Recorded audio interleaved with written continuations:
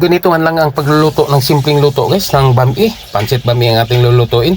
Kailangan na unahin natin sa paggisa muna ang ating mga lamas. Itong sibuyas, bawang at luya. Ang ating gigisahin muna. Pabutin natin itong medyo mapula. Ito na siya guys. Ang ating karne na ginagayat natin. Atin ang sinusunod natin sa paglagay sa ating kawali. Ito siya, ating halo-haloin natin. Minarinate natin ito ang ating mga karne ng tuyo, suka at saka naman paminta. Ating takpan siya sandali at lagyan na naman natin ng tubig pang sabaw natin sa ating lulutuin. Ito na siya guys, ating takpan. At ngayon atin ang ilagay ang ating sutanghon. Sutanghon ito guys ang ating nilagay at susunod natin ang pansit canton. Ito naman siya, ating halo-haloin sila upang magka-mix ang pansit canton at saka naman tanghon.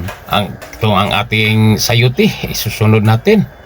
Ating ihalo siyang maigi upang magka-ayos ang pagkahalo sa kaniyang mga pansit at saka naman sutanghon at ang sayuti. Kailangan na ayusin natin ito sa paghalo.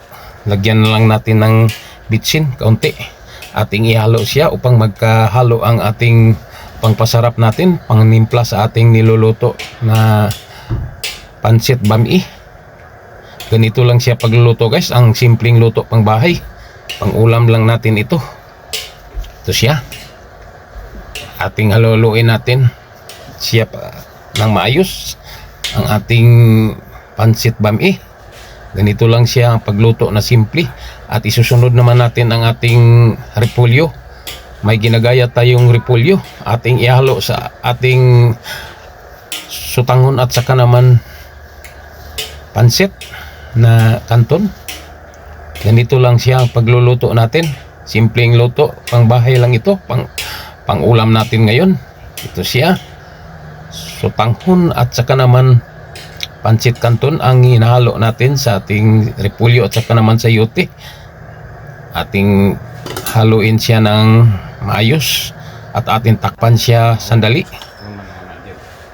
At atin naman lagyan ng sibuyas daon siya guys. Mas masarap kapag may sibuyas daon.